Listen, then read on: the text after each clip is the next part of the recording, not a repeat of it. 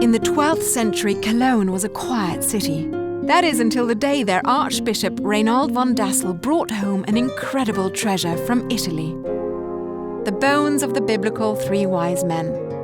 This remarkable relic required an extraordinary home of worship, so they built on the city's most spiritual site.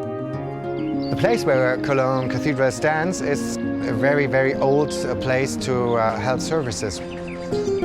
In the year 313, Bishop Maternus do the services with the Christians.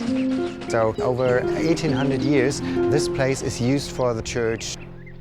With location in hand, the foundation stone for the Cologne Cathedral was laid.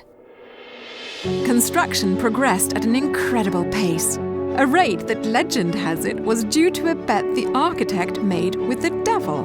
Desperate for fame, he offered the souls of himself and his family for the cathedral's inspired drawings, but only if the devil could build it in record time.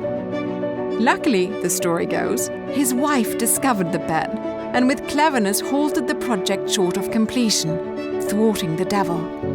But the haunting silhouette of the unfinished cathedral tainted the skyline for nearly 4 centuries.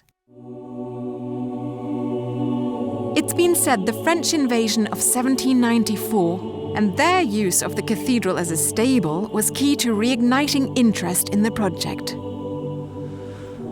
Finally, in 1880, the tallest twin-spired church in the world was complete.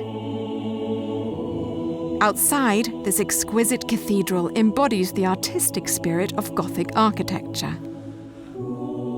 But it's inside that the level of detail becomes nearly overwhelming. The ceiling is so high. Cologne Cathedral has the third highest walls in the world. You have to imagine that the craftsmen work here 700 years ago with so less technical supporting systems. The working process is very painful and very impressive. The cavernous nave with its 142-foot-high ceiling easily accommodates nearly 90,000 square feet of stained glass, while providing an eternal setting in which to worship the golden reliquary of the three wise men.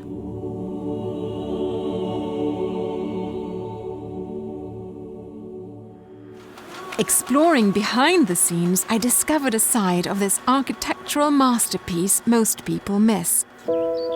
In the blink of an eye, you're in the midst of a hand-carved forest of spires. It's an unusual perspective, a bird's-eye view of artistic elements, where you can examine structural features like the flying buttresses supporting the enormous walls, and ponder the reason behind the cathedral's menacing characters.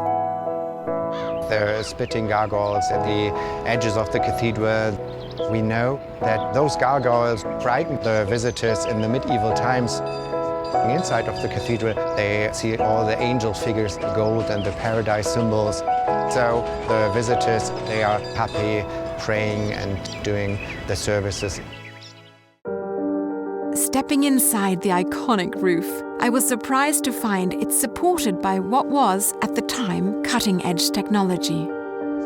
Cologne Cathedral has no wood construction under the plates of the outside.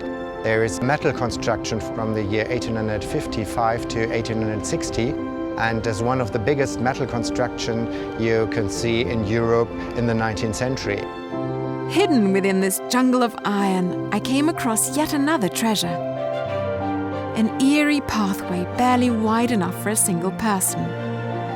It encircles the heart of the cathedral at a considerable height, passing at times within inches of the beautiful stained glass, eventually leading to a vantage point very few have enjoyed, one that instantly took my breath away.